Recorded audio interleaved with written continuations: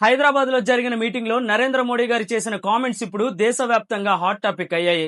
ఎందుకంటే ఆయన చేసింది సాధారణ కామెంట్స్ కాదు, అవి రాబోయే ఎకనామిక్ సిచ్యువేషన్ గురించి ముందుగానే ఇచ్చిన వార్నింగ్ లా కనిపిస్తుంది.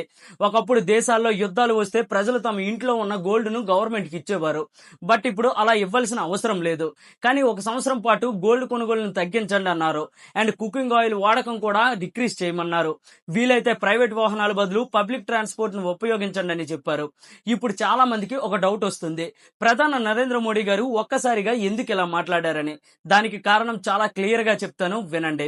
ప్రస్తుతం ప్రపంచంలో జరుగుతున్న ఇరాన్ ఇజ్రాయెల్ వార్ ఎఫెక్ట్ ఇప్పుడు ఇండియాపై కూడా పడుతుంది.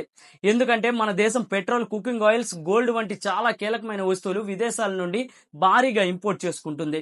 ఇప్పుడు యుద్ధ పరిస్థితుల వల్ల ఇంటర్నేషనల్ మార్కెట్ లో క్రూడ్ ఆయిల్ అండ్ ఇతర ధరలు పెరిగితే ఇండియా వీటిని ఎక్కువగా డాలర్లు పెట్టి కొనాల్సి వస్తుంది.